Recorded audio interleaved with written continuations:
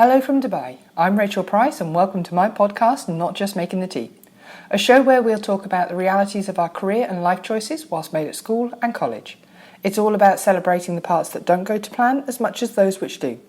With every chat, we explore what life skills there are to be learnt and how they can influence and help us to succeed. This season, the focus is on key skills and the attributes which we all need to be more successful in our everyday lives. I hope that you enjoy listening, find the topics thought-provoking, entertaining, and that they add some positive vibes to your day. So on that note, let's get started with today's topic.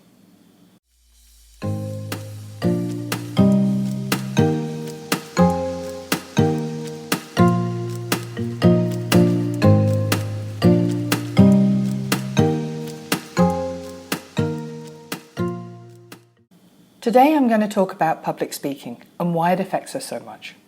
Show me a person who doesn't have some fear of public speaking or the act of getting up in front of a crowd. I think that we all at some point have felt or got a little agitated at the thought of even doing this, even if we are confident in our own abilities. While it gets easier the more that you do it, as they say, practice makes perfect, getting nervous before getting up to speak in front of a crowd affects the majority of the population. And yes, there's an official term for this fear: glossophobia, or also known as speech anxiety. But beyond the nerves, public speaking is an art, a skill set that you can continually improve upon each time you stand up and deliver. And even for the best public speakers, there's always room for improvement. So without further ado, here's my breakdown of the best tips and techniques for 1. Getting over your fear of public speaking, and 2. How to become a better speaker in general. Point number 1. Know your stuff.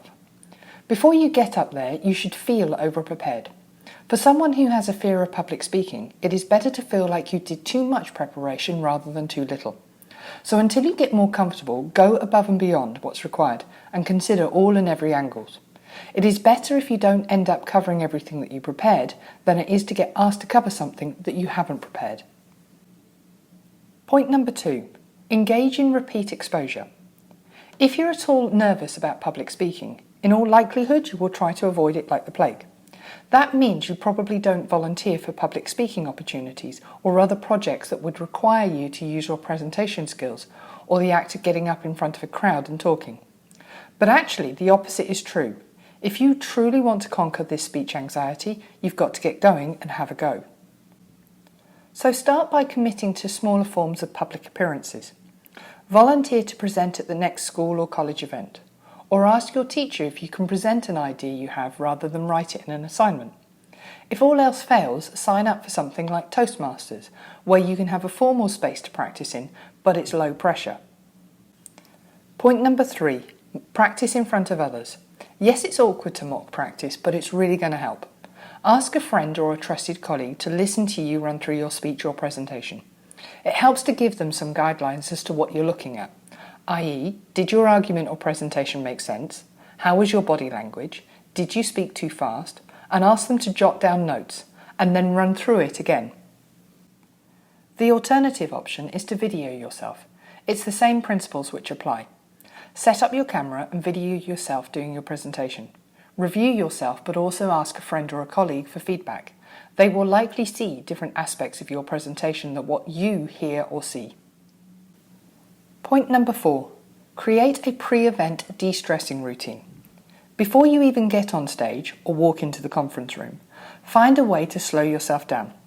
That might be deep breathing, taking a walk around the block, or picturing where you'll be after the meeting.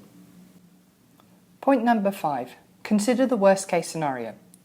Chances are it's actually not all that bad. Thinking about what's actually giving you the anxiety, i.e. what's causing this fear. This is the best way to take away its power. Are you afraid of going in there and getting demoted or fired? Or are you afraid that people will laugh at you? Close your eyes and imagine the worst case scenario. You'll be surprised by how exaggerated those thoughts probably have become. By taking a step back, you take away its power. Point number 6. Find a friendly face. Don't just focus on the crowd. Instead, stick to focusing on your material. That said, if possible, it helps if you can connect with at least one person in your audience. Maybe it's that colleague who helped you run through your presentation. But it also might be a stranger in the front row who's smiling and nodding a lot. This gives you someone to connect with on a one-to-one basis so that you're not overwhelmed with looking too many places at once. Point number 7, slow it down. It's natural that you're going to want to talk fast, and that will make you feel like you could slip up at any moment. That old advice about slowing down when presenting is a cliche for a reason, so remember just to slow it down. And don't forget to respect silences. If you appeal to your audience with a question, give them roughly 4 times as long as you'd expect to volunteer a response. A little quiet time in every presentation is okay. You want to give them the chance to actually let all that information you've presented sink in. So now you've practiced and it's the day or the night before. Here are some do's and don'ts to help you feel good about the upcoming experience. Don't rehearse your speech up to the last hour. This is for the same reason everyone has always said in school and college that you shouldn't study your notes right up before an exam. You'll only get confused or flustered. If you followed the previous guidelines, then you will know that you're prepared and then some. So on the morning of your presentation, give yourself a break. Get there at least 20 minutes early. Some people say 10 minutes, but hey, for me the earlier the better. This gives you time to get to know the setup. Make sure that all the tech works, your screen connection, your mic, clicker, etc. Run to the bathroom, check to make sure that you don't have anything stuck in your teeth. Grab a drink and feel calm. This should all be done in a reasonable time frame that's not stressful. You don't want to feel rushed. Mingle and meet some people. Now this might seem counterintuitive, but before you go on stage, mingle. Shake hands, chat, connect with some of the strangers who will be listening. Why? Because then they won't feel like strangers anymore, meaning that you'll feel a lot more comfortable as you talk to them. Have a plan B in place for all the technology hiccups. Before you even get there, consider what could go wrong, such as a presentation not loading properly or the mic not working all of a sudden. Bring a flash drive as a backup for your computer. Prepare a joke about how you'll try to project from your diaphragm if the mic fails. Do something stupid. Listen to a terrible power anthem in the car on the way over. Yell mantras in the bathroom. Shake out your arms and legs. All of this helps expend some of that nervous energy that's building. Plus it also means that you'll take yourself less seriously. So finally, let's talk about how you can get better at public speaking. Getting better at public speaking really just requires you to practice some tried and tested techniques. As you conquer your fear of public speaking, consider working on some of these elements as well. You'll be presenting to the crowds in no time. Watch more public speakers. People love TED Talks for a reason. Those speakers just get it right. Before preparing a speech or presentation of your own, watch some talks that inspire you. Take notes about some of the behaviours and speech patterns that they use. Do they tell jokes? Do they use their hands as they speak? Play with lyrical repetition in their speech patterns. There's no right or wrong answer here, but you can learn a ton of different techniques by watching, listening and jotting down what you observe. A book recommendation that I will always give here is TED Talks, The Official Guide to Public Speaking by Chris Anderson. He is head of TED. Well worth a read. Decide and be clear upon what type of public speaking you're doing. Once you've started to better understand the patterns in speakers that you admire, and before you start writing your speech or preparing your presentation, think about what type of public speaking you want to do. The general consensus is that there are 4 types of public speaking: informative, persuasive and motivational, demonstration, or entertaining. Some people also list impromptu as a 5th type of public speaking, but here is a quick outline of the most common types of public speaking for professional purposes. Informative. If the goal is to introduce people to a new project that you've been working on, your speech or presentation will probably fall into this category. This is a common type of public speaking for internal meetings. It's likely that you'll get asked to introduce your work to others and that you'll want to make it as straightforward and as accessible as possible. Think of it as a sort of professor's lecture. Persuasive, motivational, or inspiring. Hello TED Talks. This is where you're trying to convince someone to buy into an idea, pitch, or request. If you work with clients a lot, you'll probably know this format really well. You'll be presenting what you want someone to do, and you'll be convincing them that they want to do it too.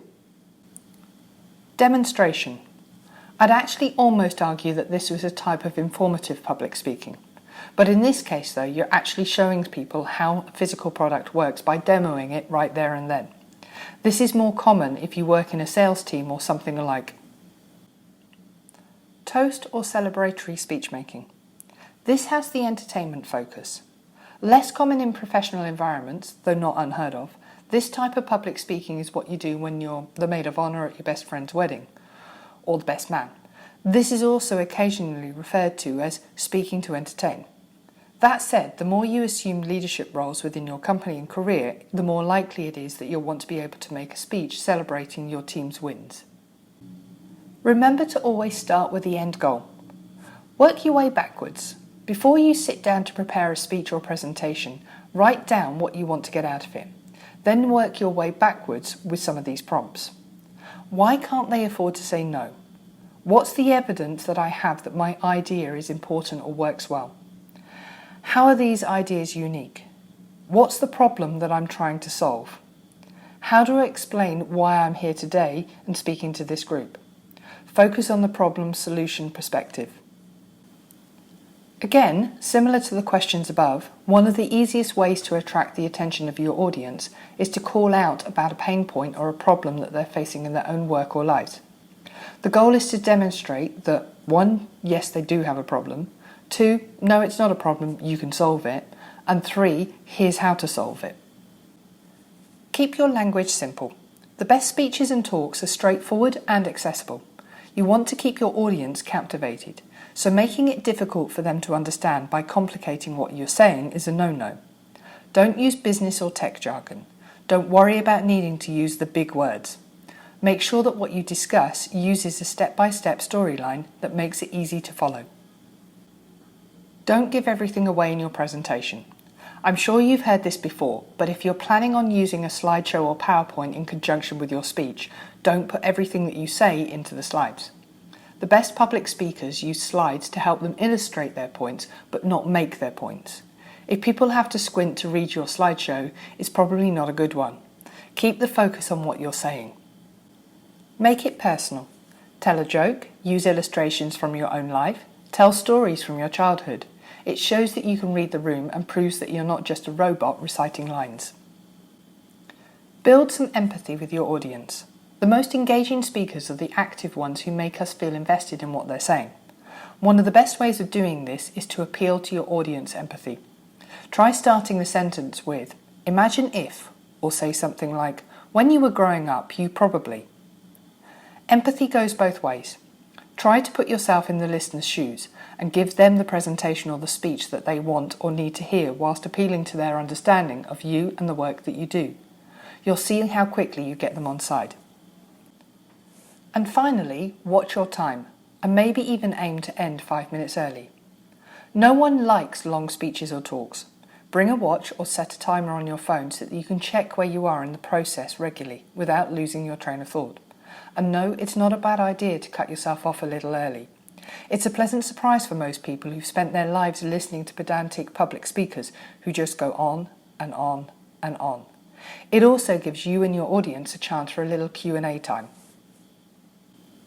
So that's our topic for today. I hope you found it interesting and helpful. Thank you for taking the time to listen. If you've enjoyed this episode, then please do subscribe and get new episodes sent to you weekly. You can do that for free via Apple Podcast, Spotify, Google Podcast and more. I appreciate everyone who takes the time to listen. So please subscribe, like, tell your friends and send me any comments and even rate the podcast. Also, check out the Instagram page, Not Just Making the Tea, for more information and updates. For activities and resources, check out the Learning Hub on Education Yala and subscribe. Thank you once again, keep safe, chat soon, have a great day.